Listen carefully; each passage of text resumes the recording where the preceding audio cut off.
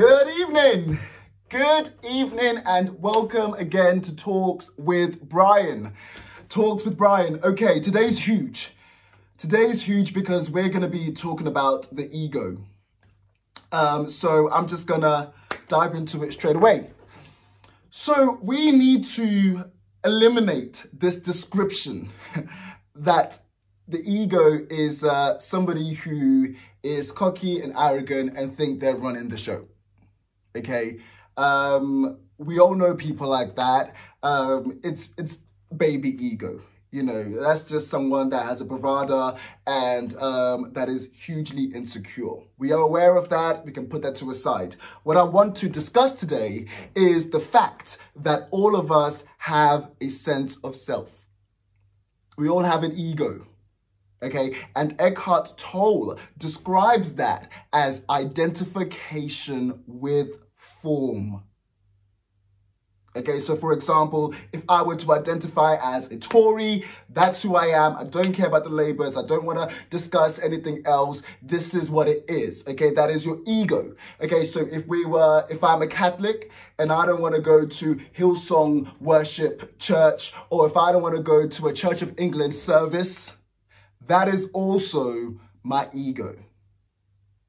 So today what I want to talk about is the part of the ego that is all about me, and how we identify with our boundaries, how we identify with the way that we want to be treated, how we identify with our rules. You know, I want to discuss that. Because, you know, that it's really important. And Caroline Myss, she's another person that's taught me a lot about these three words: blame, deserving, and entitlement. How they are lethal. And how we as human beings identify so much with them. How we identify the reason for, you know, why things didn't work out is that because we are blaming this person. We're blaming this parent. We're blaming this,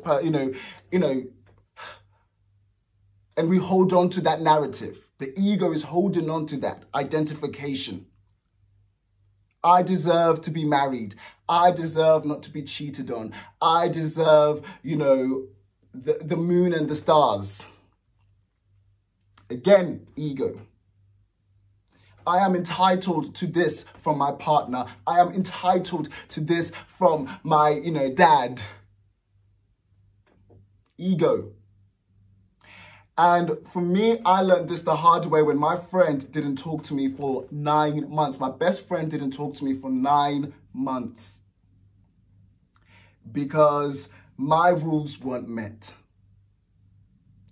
Because I thought that I was entitled to loyalty and respect. I thought that I deserved this person to be there for me at that moment in time, to come to this event, to show up for me, to celebrate with me.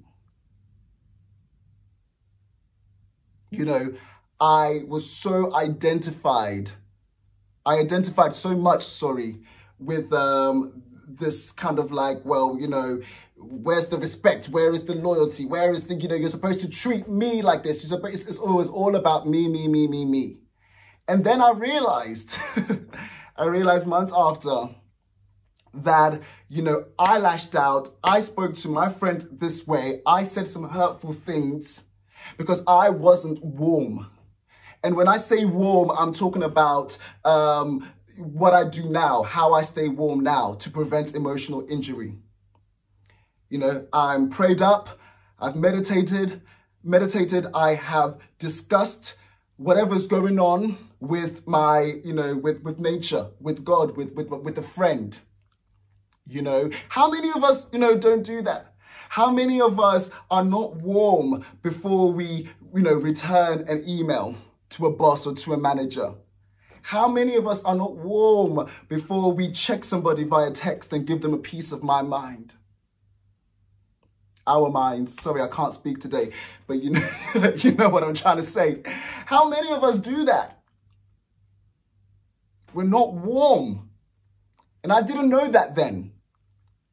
So what I did is that I put my fears and anxieties onto this friend. I put my ego, it was all ego. It was all ego.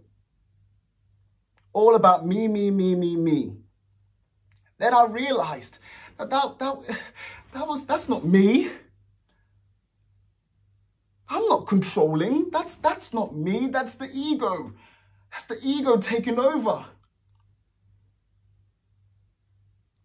What that was a depressed, abandoned, fatherless, shamefully gay Catholic person talking.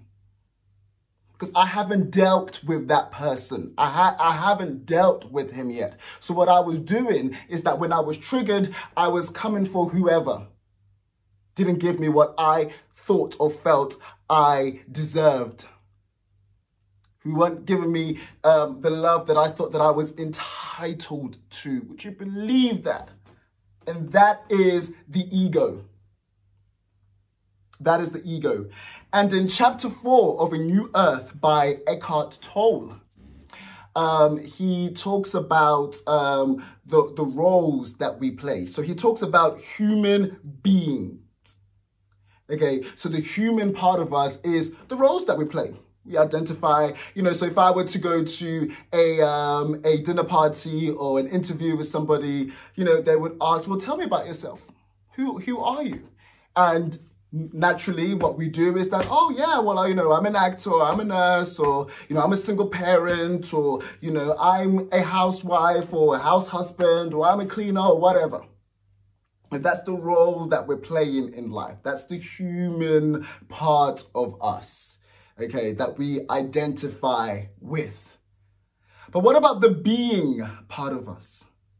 The essence of who we are, our true selves.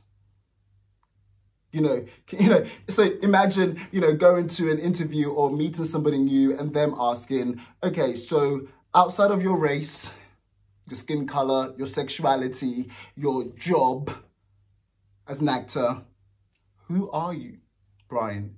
Who are you? If you were to ask me that 2 years ago, a year ago, I would have definitely given you a bullshit answer. Definitely. And that's not me saying that I can answer that question now. That's not me saying that I can, but it's important to start acknowledging, the human part of us and the being part of us. To start acknowledging when, before we reply to a text or reply to an email or anything like that, okay, what part of me is replying to this? Is the ego replying to this? The sense of self replying to this? The background noise replying to this? Or is it the true me? The true me that has really thought about this, that sat on this. So I was lucky with my friend that after months and months and months of persisting, and sometimes, we shouldn't chase or persist. When something's done, something is over, it is what it is. But there are some battles that are worth fighting for. And I was able to have a true in-depth conversation with my friend. And, he was so understanding. He was so great. And, it gave me the opportunity to be open and to say, listen, that was all ego. I didn't know what I know now, and I am sorry. I am truly sorry. And I am doing the best that I can to dissolve this ego. I'm doing the best that I can to be aware of the ego. And I was so blessed. I was so blessed that my friend was able to forgive me, And after that, I just kind of said, well, it is what it is. Whether he forgives me or not, that's none of my business. I still believe that then. But I was so blessed to have the opportunity to have that conversation. And a week later, I wasn't even expecting it. You know, he FaceTimed me and we got talking as if nothing happened. As if nothing ever happened, as if we haven't missed a beat. And that is just, that is just beautiful. That is just beautiful. And the only way that we were able to do that, able to be where we are today, is because I was aware of my ego. And I still am. I am not free from ego. And for those who are asking, okay, well, how do we become free from ego? You know, Eckhart Tolle says, you know, being in the present moment. Because the ego does not understand that. And also the ego doesn't want us to be in the present moment. Even, you know, I was meditating today and I can still hear the ego. The ego doesn't want us to be still, to be collected, to be quiet. The ego always wants us to be, you know, doing the most, thinking about things that we shouldn't be thinking about. Okay, which is why, you know, we struggle with our thoughts. You know, we are not our thoughts. We are the person aware of the thoughts, but we are not our thoughts. Again, that is ego. So my intention for this video is for us to start discussing this. For us to start discussing, you know, simply if we are operating from a place of fear or a place of love. It sounds so easy to say. But to do, it is difficult. To truly ask yourself, am I operating? Am I behaving from a place of fear or from a place of love?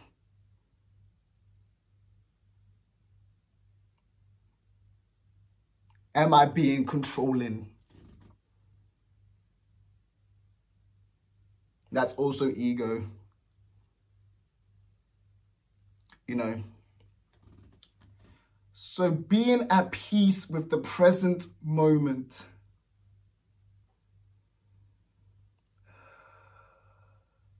Being in the now.